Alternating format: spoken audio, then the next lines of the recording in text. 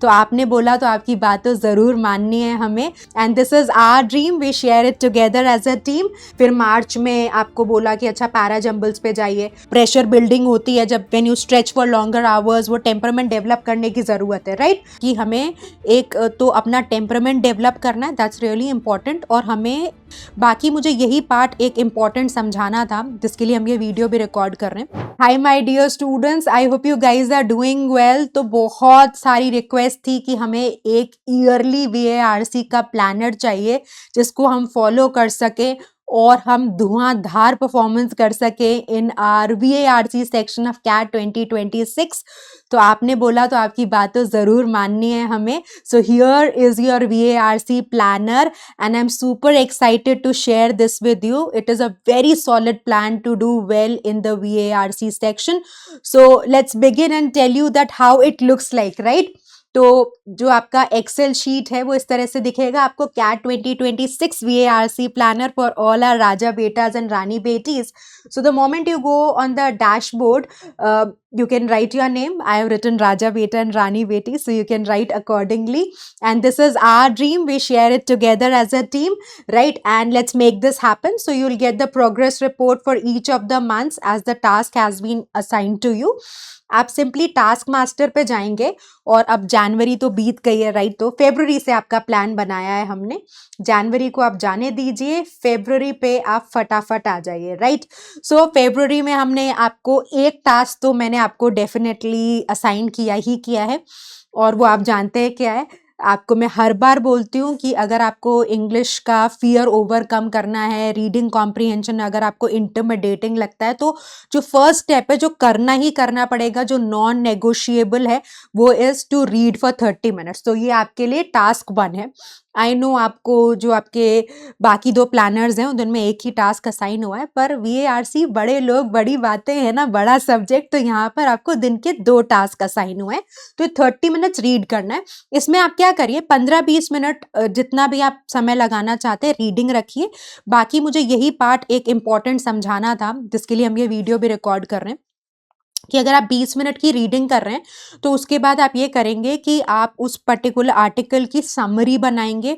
आप आइडेंटिफाई करने की कोशिश करेंगे कि मेन आइडिया क्या है, what is the discussion all about, primary purpose क्या है, ऑब्जेक्टिव ऑफ राइटिंग क्या था। अगर आप कोई एग्जेक्टिव्स ऑब्जर्व कर पाते हैं रीडिंग में, बहुत बढ़िया। और कोशिश करें कि 5 से 6 वर्ड्स आप उस आर्टिकल से एक्सट्रैक्ट कर पाएँ जो आप अपनी वोकैबुलरी डेवलपमेंट के प्रोसेस में यूज़ कर सकें, राइट? तो वोकैबुलरी को लेके बहुत ज़्यादा परेशान नहीं होना, रीडिंग के साथ ही अगर आप इंटीग्रेट कर देंगे तो आपके लिए इफेक्टिव हो जाएगा। अभी हमने रिसेंटली वोकैबुलरी बिल्डिंग सेशन भी किया था, जिसमें हमने बड़ी इंटरेस्टिंग स्ट्रैटेजीज को डिस्कस किया। आप वो वीडियो भी देख सकते हो, फाउंडेशन का वीडियो है वो, जिसमें हमने बात करी है कि कैसे अपने मोनिक्स, रूट वर्ड्स, फ्लैश कार्ड्स, इनकी मदद से अपनी वोकैबुलरी को इन्हांस कर सकते हैं। तो जो वर्ड्स आपको चुनने हैं वो आपको कहाँ पे मिलेंगे, वो आपको मिल जाएंगे आर्टिकल में ही जो आप रीड कर रहे हैं। रीडिंग के लिए इनिशियली आप द हिंदू या कोई न्यूज़पेपर पढ़ सकते हैं, फैक्ट के लिए नहीं, ओपिनियन डेवलप करने के लिए।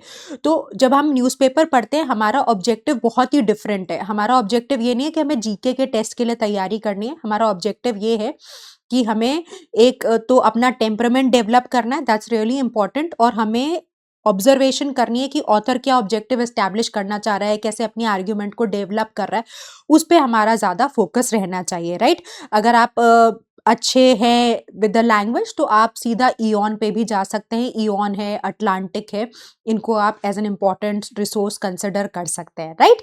चलिए, सो अब आपको जैसे टास्क मैंने यहाँ पे असाइन किया हुआ है कि you have to understand the syllabus of VARC। तो भाई अगर किसी जंग में हमें फतेह हासिल करनी है तो पहले तो आपको ये समझना पड़ेगा ना कि आपके लिए कैसे बिसात बिछी हुई है, तभी तो जीत हासिल कर पाएंगे। So understand the syllabus. फिर एक डायग्नोस्टिक टेस्ट देना ज़रूरी होता है, जो मॉक टेस्ट जिसको हम कहते हैं, या कोई भी प्रीवियस ईयर का आप 2024 का कोई भी स्लॉट का पेपर उठा लीजिए और यही ऑब्जेक्टिव रखिए उसके पीछे कि आपको पता चल जाए आपकी स्ट्रेंथ या वीकनेस क्या है। कई बार हमें लैंग्वेज में बड़ा कॉन्फिडेंस लगता है कि यार VARC तो हम कर ही लेंगे, और मॉक में बढ़िया नंबर नहीं आए तो आपको पता चल जाएगा यार ये तो तैयारी की ज़रूरत है।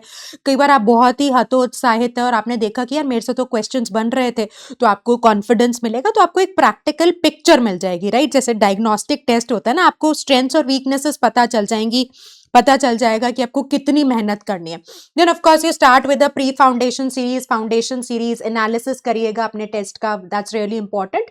और उसके बाद इनिशियली जब आप होमवर्क कर लेंगे फॉर फ्यू डेज, फिर कैसे आपको आरसी की मैपिंग स्ट्रैटेजीज फॉलो करनी है। मैंने आपको इनिशियली का 1 या 2 आरसी के सेट्स ही करने हैं, बट एनालिसिस स्ट्रांग रखना है।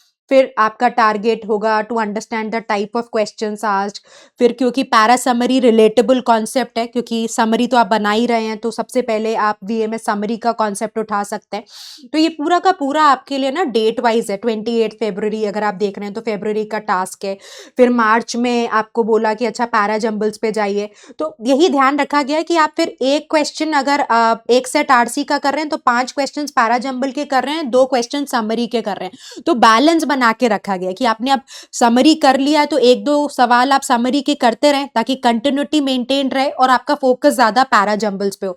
तो ऐसा नहीं है कि आपको ओवरवेल्म कर दिया गया है टास्क से, बहुत रियलिस्टिक प्रैक्टिकल गोल बनाया गया है जो डुएबल है, जो फीजिबल है, जो इफेक्टिव आपको रिजल्ट देगा, right. So you can then see that how we have moved, क्योंकि आपने एक बार पैरा जंबल कर लिया तो आपके लिए ऑड वन आउट पकड़ना आसान होगा। तो then you can move to odd one out. फिर बैलेंस करने की कोशिश करिए कि एक आरसी करिए, 3 क्वेश्चंस पैरा जंबल के करिए, 1 क्वेश्चन समरी का करिए, 2 क्वेश्चंस ऑड वन आउट करके करिए। तो आप पे पूरी दया रखी गई है, ध्यान रखा गया है कि आपका जो टास्क हो वो डुएबल हो। अनरियलिस्टिक टारगेट्स में हमेशा कहती हूँ आप अपने लिए बना लेंगे तो ओवरवेल्म हो जाएंगे। सो this is how you can approach. बहुत टाइम तक तो एक एक आरसी रखा गया, बस रीडिंग का 30 मिनट्स का टास्क आपके लिए जरूर असाइंड है। फिर जैसे आप क्वेश्चन टाइप से बढ़ते जाएंगे, आगे बढ़ेंगे, तो retrieval tone, except question, strengthening weakening questions, फिर रिवीजन करना शुरू करिए, क्योंकि हमारे पास बहुत सीमित टॉपिक्स है ना रीडिंग कॉम्प्रिहेंशन वर्बल एबिलिटी में, तो टाइमली हमने रिवीजन करने की भी कोशिश करी। अब जैसे जैसे हम आगे बढ़ रहे हैं अपनी प्रेपरेशन में, हमने अप्रैल में 2 प्रैक्टिस सेट्स कर दिए हैं आरसी के, राइट। फिर भी डुएबल रखे कि 3 क्वेश्चन पैरा जंबल के, 1 समरी का, 5 क्वेश्चंस पैरा कंप्लीशन के, ताकि एक बैलेंस बना रहे आपकी प्रेपरेशन में। आप कोई टॉपिक छोड़े ना, ऐसा नहीं है कि आपने पैरा जंबल्स करके छोड़ दिया और बाद में आप बिल्कुल ही आउट ऑफ ट्रैक हो गए, राइट। तो बहुत रियलिस्टिक गोल्स हैं और धीरे धीरे जैसे जैसे हम एग्जाम के पास आएंगे, हमें थोड़ा सा अपना टेम्परामेंट, डिसिप्लिन, बैठने का जो हमारा जो प्रेशर बिल्डिंग होती है जब when you stretch for longer hours, वो टेम्परामेंट डेवलप करने की जरूरत है, राइट। फिर आरसी एलिमिनेशन स्ट्रैटेजीज, जैसे आप देखते जा रहे हो कि when we go to May we are basically trying to focus more on revision, right. फिर हम इवेंचुअली 3 सेट्स पे भी जा रहे हैं, 3 सेट्स और 10 मिक्स बैग वीए क्वेश्चंस, ताकि आप होलिस्टिकली आप काम करते रहें, right. So this is how the revision has been planned. फिर एक आपको एक्सक्लूसिवली टाइम दिया है in the latter June month that you work on the topics you find the most difficult in VA, work on the RC questions you find the most difficult, right. तो फिर बाद में practice, क्योंकि अब आपका conceptual fundamental strong हो गए हैं, तो बाद में प्रैक्टिस आप अपने हिसाब से करेंगे, अपनी अंडरस्टैंडिंग के हिसाब से करेंगे, अपनी स्ट्रेंथ्स और वीकनेसेस के हिसाब से करेंगे, right. And then July is again more for practice. You can do mixed miscellaneous questions. You can have a VA week. You can have an RC week. Then of course अगस्त से आते ही आप PYQ start कर देंगे। Slot wise details दी गई हैं। इस दौरान पूरे प्रोसेस में जो एक टास्क स्टैंडर्डाइज्ड है वो रीडिंग है, राइट। वो आधा घंटा आपको निकालना ही निकालना है। फिर PYQs आप लेटर मंथ्स में करेंगे, राइट।